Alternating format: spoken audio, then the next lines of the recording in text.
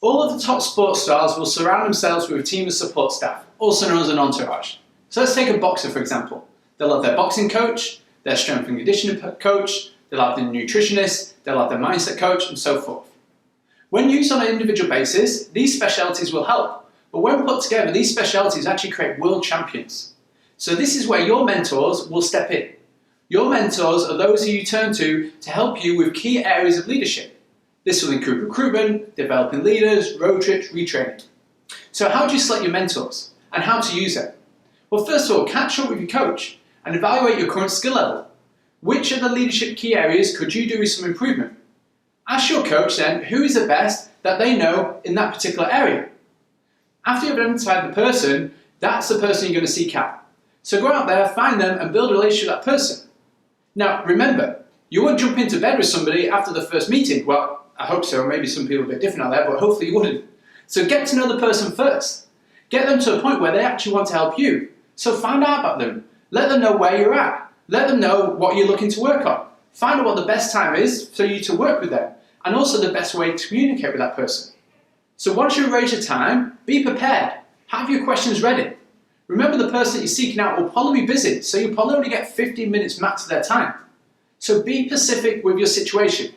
Instead of just asking a question like, how do I recruit? Be a bit more tailored. So I took an interview out the other day. I was not too confident with the concept breakdown. Can we please run through how you carry out a concept breakdown? So attempt to catch up with your mentor on a weekly basis. Provide an update on how the skills you've been working on, how they've helped you or have not helped you so much. Now, your mentors may change as you develop along the training management program. Next up, we've got business partners. So for those who have played sports before, when you've been growing up, and most of us kind of got like brothers and sisters, you know the effectiveness of good competition. So having somebody or something to be competing against often actually raises your results and raises your expectations. So the best sports stars in the world will join the top sports teams. These teams will have access to the best coaches and the best players that they can possibly have and the best training facilities that they'll actually have. But one thing that really helps them to be in the top leagues around the world is they're competing with the other top players and the other top teams as well. As a result, the intensity of the training sessions and the passion in the games will result in both teams playing to their maximum potential. So one of the joys of working within a large group of people is there's always going to be somebody at the same level as yourself. This would be a great person to use as a running partner. As a running partner, this is somebody who can give you in order to be able to compete with them. This is somebody you can push off against and challenge against as well.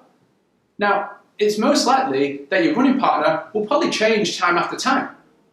This change will probably benefit yourself, as you might be working on different skills. Whatever skill you're working on, find out the best and that's the person you're going to compete with. For example, if I was working on the field focus, I'm going to be seeking out the person who's the best in that campaign on the field. I'm going to build a relationship with that person. I'm going to look to learn some skills of that person. I'm going to set up a weekly time to catch up with that person. And in the meantime, I'm going to set some fun competitions so we can compete against each other. Now, the person I'm competing against, as we said, will change as your skill focus does. For example, if I'm now working on recruitment, I'm going to seek out the best recruiter. If I'm working retrainer, I'm going to seek out the best retrainer. If it's people management, I'm going to work out the person who's got the biggest crew from there. Now, remember, with all great sporting rivalries, whether it be like Federer or Nadal, whoever it may be, there's always a desire to compete and there's a will to want to win, but let's make sure we're doing the right kind of manner from there. Let's be helping each other out. Next one, guys, we've got distractions. Now, before I start this section, I want to be specific that distractions are good at certain times. But like with anything that you enjoy, it should probably be worked in moderation. A distraction is a member of the team who may be on a different path to yourself. I would think that when you're watching these videos, you're actually looking to develop to now the exec manager role and the campaign management position. Now you've got to understand not everybody be at the same stage. So you keep up the good work like you're doing. But like with any adventure you take on, there's always going to be a group of people.